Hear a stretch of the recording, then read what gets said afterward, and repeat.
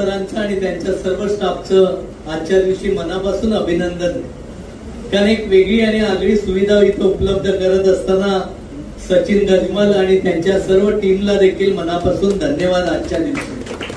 कारण ज्याचा उल्लेख शौकतबाईंनी केला की रस्ते खराब असल्यामुळे वेळ जास्त जातो, पण शौकतबाई आता तुम्ही आजारी पडलात तरी काय हरकत नाही, इथल्या इथं आयसीयू सगळी डिपार्टमेंट देसाई सर माने साहेबांच्या सौजन्याने आणि कॅमेरामध्ये रेकॉर्ड होईल. आता त्यामुळे आत घेऊन जाणार नाहीत तुम्हाला.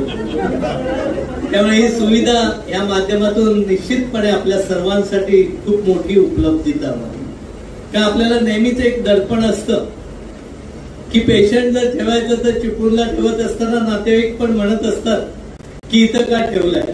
आता आपण सांगू शकतो की आम्ही सह्याद्रीच्या करारच्या मार्गदर्शनाखाली इथं सगळ्या गोष्टी चांगल्या पद्धतीने शकतो आणि त्याचा उपयोग आपल्याला सर्वसामान्य माणसाला देखील उत्तम पद्धतीने होईल.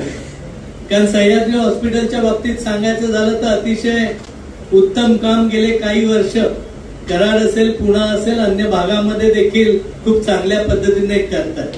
सुदैवाने ज्यावेळी मला यतीन सर म्हणाले की यायला जमेल काय, ते बोलले सह्याद्रीचे डॉक्टर येणार आहेत. मी म्हटलं मुद्दाम नक्की येतो, कारण बऱ्याच वेळा तिथं कोणाला फोन करायचा आमच्या समोरचा प्रश्न असतो. आता माने सर आणि देसाई सर हक्काचे मिळालेत, त्यामुळे इथून पेशंट पाठवताना ती चिंता राहणार नाही की आमचा बऱ्याच वेळा ओळख न, तिथे आपल्याला बरीच मदत त्यांच्या अनेक माध्यमातून त्या लोकांकडून आजपर्यंत कोरोना कालावधीपासून ते आजपर्यंत खूप चांगल्या पद्धतीचं सहकार्य त्यांचंही मिळत. आणि आज त्यांच्या माध्यमातून अप्रांसारख्या ठिकाणी, चिपळूण सारख्या ठिकाणी ही सुविधा आपण सगळ्यांनी उपलब्ध करून दिली. मी असं म्हणणार नाही की खूप जणांनी याचा लाभ घ्यावा, म्हणजे आजारी पडू नये असं मी म्हणेन. तरी सुविधा आहे परंतु आजारी पडू नये. शौकतबाईंचा आजार झाला ते खाण्यामुळे झालेला आहे, त्यामुळे खाण्यावर जास्त कंट्रोल असणं महत्वाचं आहे. कारण शेवटी तब्येत आपल्या आहारावर बऱ्याचशा गोष्टी अवलंबून असतात, त्याची काळजी आपण सगळेजण घेऊ. डॉक्टर यतीन जाधव आणि त्यांचे सर्व डॉक्टर सहकारी गेले काही वर्ष सामाजिक बांधिलकी जपण्याचं काम देखील करत. करोनामध्ये खूप चांगलं काम त्यांनी केलं. त्यानंतरच्या कालावधीमध्ये जागोजागी ग्रामीण भागामध्ये देखील उत्तम पद्धतीने आरोग्याचे कॅम्प घेण्याचं काम त्यांच्या माध्यमातून. इतर वेळी देखील शौकतबाई असेल, आम्ही असू, नेहमी फोन करतो, थोडीच करतात, पुढच्या वेळी जरा वाढीव करतील, थोडी सवलत देण्याचं काम पण निश्चितपणे होत. आता तर महात्मा फुलेच्या माध्यमातून देखील हे हॉस्पिटल त्याच्यामध्ये आल्यामुळे अनेक सुविधा आपल्याला त्या माध्यमातून आपल्याला मिळणार. या शासनाच्या माध्यमातून देखील 1.5 लाखाची जी सुविधा होती ती 5 लाखापर्यंत नेण्याचं काम देखील केलंय. नजीकच्या काळात 10 लाखापर्यंत जर हे नेता आलं तर अजून ग्रामीण भागातल्या पेशंटचे खूप चांगली सुविधा त्या माध्यमातून. त्यामुळे यतीन जाधव सर खूप चांगलं काम करतात. जबले मॅडम असतील, डॉक्टर जबले सर असतील, मगाशी मॅडम म्हणाले की पुढची आमदारकीची निवडणूक त्यांना लढवायची असेल ते नक्की लढवतील, म्हणजे आमच्याकडून लढवतील. तुमचा दोघांचा सपोर्ट त्यावेळी असणं गरजेचं नाही. तर माझ्यावरही त्यांचं प्रेम आहे, पण मला सांगितलं नाही तुम्ही आता इकडे गेलात मग तुमच्यावर आम्ही नाही राहणार, तसं त्यांच्या वेळी सांगा. तर तसं सांगू नका, त्यांच्या पाठीशी ठामपणे राहायची भूमिका आपण निश्चितपणे घ्याल अशी पण अपेक्षा करतो. गमतीचा भाग सोडून द्या, पण ते एक चांगली सुविधा या माध्यमातून आज इथं उपलब्ध झालेली आहे.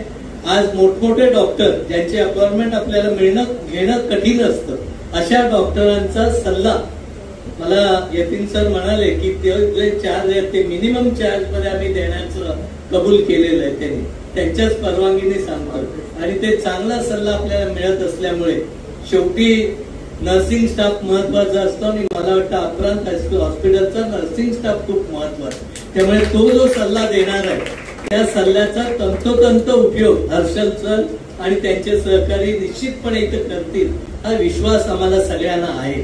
त्यामुळे डॉक्टरचा मोठ्या हॉस्पिटलला गेलं तर डॉक्टर काय फक्त सल्ले देत असतात, म्हणजे काय केलं पाहिजे काय नाही, आता तो महत्वाचा आहे, त्याच्यावर सगळ्या गोष्टी अवलंबून असतात.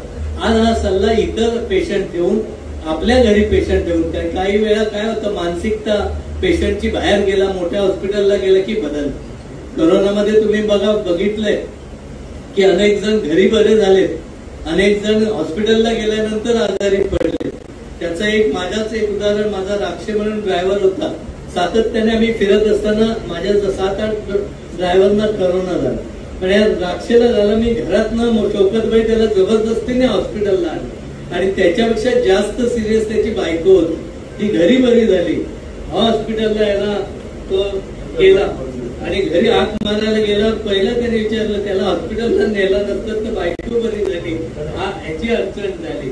त्यामुळे हा जो दबाव असतो तो इथल्या इथं असेल पेशंट आणि चांगली ट्रीटमेंट तीच जर मिळणार असेल तर आपल्याला त्याचा सगळ्या बाजूने फायदा होणार आहे. कारण पेशंट बरोबर नातेवाईकाला राहण्यापासूनच्या सुविधा देखील आपल्याकडे नसतात. त्यामुळे ही एक मोठी सुविधा आज डॉक्टर तुम्ही आणि अपराध हॉस्पिटलने उभी आम्हाला दिलेली आहे. मी चिपळूणच्या सगळ्यांच्या वतीने आपल्याला मनापासून धन्यवाद देतो. आजच्या कार्यक्रमाला सीओ साहेब आले, ते म्हणाले मी जरी इतिहास शिकलो असलो तरी आज तुम्ही सर्व आज ना बॉडी नसल्यामुळे तुम्हीच सगळे, त्यामुळे तुमची मदत जास्तीची त्यांना वेगवेगळ्या माध्यमातून निश्चितपणे लागणार आहे आणि ती आपण सगळेच जण. चिपळूणमध्ये एक चांगली संस्कृती आहे की कधी इथं पक्षीय मतभेद किंवा काही न बघता एकमेकाला अडेल त्यावेळी मदत करण्याची भूमिका तुमची आमची सगळ्यांचीच कायमस्वरूपी असते आणि तेच जपण्याचं काम आपण पुढच्याही काळात करूया. पुन्हा एकदा सगळ्यांच्या वतीने, कारण बोलायला इथं सगळेच उत्सुक आहेत पण एवढा सगळ्यांना बोलायला अवधी नाही, त्यामुळे तुमच्या सगळ्यांच्या वतीने अपराध आणि त्यांच्या सगळ्याच टीमला आमच्या मनापासून शुभेच्छा आणि या सेंटरचा लाभ तळागाळातल्या पेशंटसाठी देखील उत्तम पद्धतीने मिळेल हा विश्वास देखील.